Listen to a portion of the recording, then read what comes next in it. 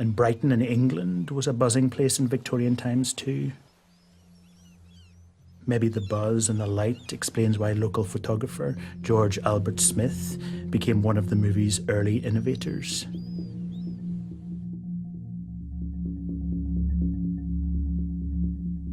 He was one of the first to film from the front of a train, creating a ghostly tracking shot, which became known as the Phantom Ride, as if a ghost was floating through the air.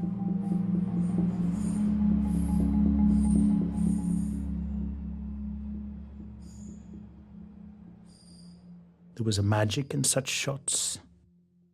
In this great documentary about the Holocaust, Claude Lanzmann filmed shots on the same train lines that took the Jews to the gas chambers, the Phantom Ride at its most morally serious.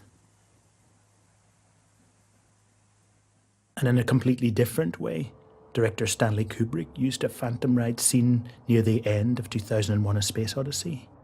The camera seems to zoom through the coloured light of the cosmos, as if the main character, or the film itself, is tripping or having an out-of-body experience. In 1900, Smith used one of the first close-ups in cinema.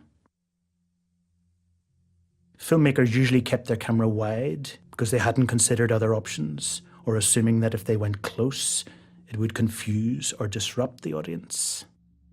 But then G.A. Smith did this. He wanted to show us the cat eating in more detail.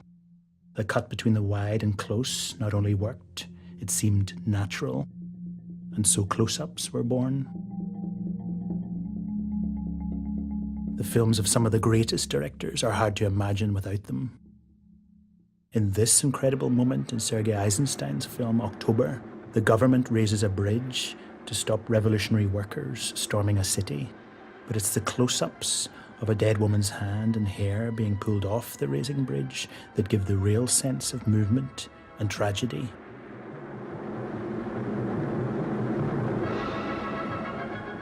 In Sergio Leone's Once Upon a Time in the West, it's only when Charles Bronson looks in big close-up into the eyes of Henry Fonda that he realizes that Fonda is the murderer he's been searching for all his life.